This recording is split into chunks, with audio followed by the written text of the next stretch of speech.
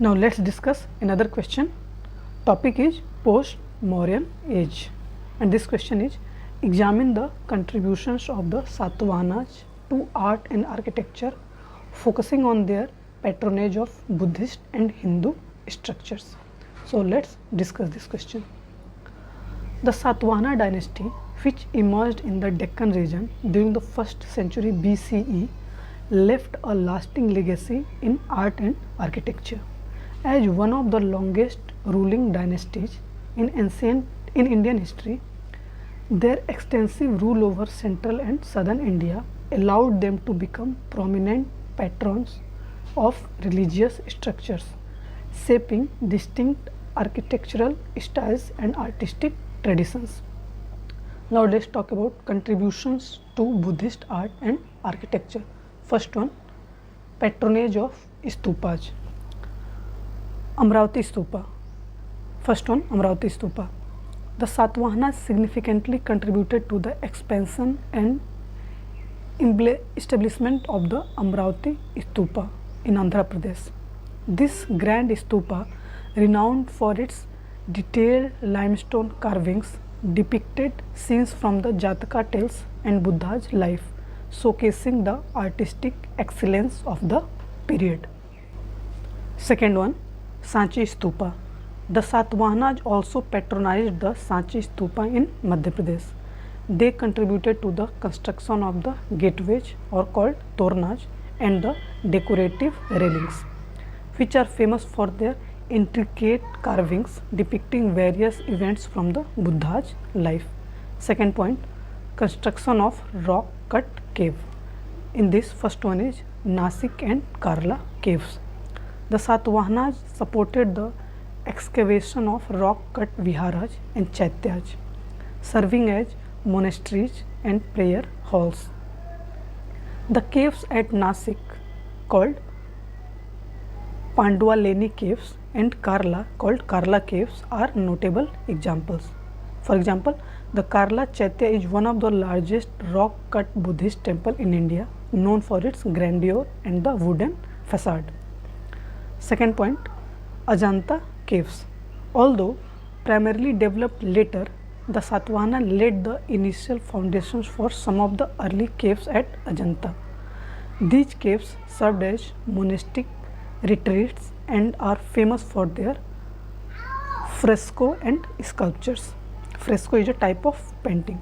For example, cave 9 and 10 of Ajanta paintings were patronized by Satavahanas. Third point, development of intricate carvings, reliefs and sculptures. The period saw the creation of numerous Buddha and Bodhisattva statues, reflecting both the Hinayana and Mahayana traditions. These sculptures were characterized by their serene expressions and intricate detailing. For example, found in Amravati and Nagarjunakonda sites. Now let's talk about contributions to Hindu art and architecture. First one, patronage of Hindu temples. The Satavahanas were instrumental in the early development of Hindu temple architecture. Temples dedicated to deities like Shiva, Vishnu and other regional gods were constructed, marking the beginning to the temple building tradition in the Deccan region. For example, temple complex at Sri Salem. Second point, integration of Hindu iconography and themes in art. First point, Ellora caves. The Satavahanas contributed to the early phase of the Ellora caves, which later became a major site for Hindu, Buddhist and Jain rock cut architecture. For example, cave 29, known as Dhumar Lena, contains early examples of Hindu rock cut architecture influenced by Satavahana styles. Second subpoint is Yaksha and Yakshini figures. Satavahana art often included elaborate carvings of Yakshas and Yakshis, indicative of the integration of indigenous deities and fertility symbols into mainstream Hindu worship. For example, these types of Yaksha Yakshini figures found in places like Amravati. Third point, documentation of patronage and endowments. Many Satvahana inscriptions document patronage and endowments to Hindu religious institutions. For example, inscription in Nasik caves detailed donation made by Satvahana rulers and merchants to support religious activities and infrastructure.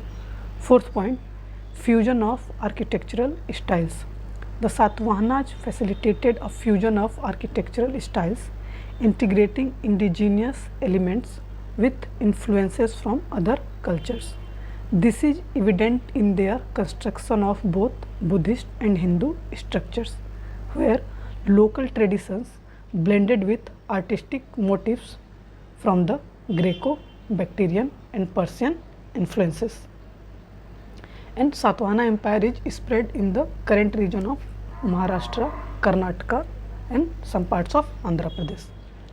So at last, the architectural legacy of the Satavahanas led to the foundation for the distinctive regional styles that would emerge in later centuries as successive dynasties build upon the technical and stylistic innovations pioneered during the Satavahana period. So this is all about this question.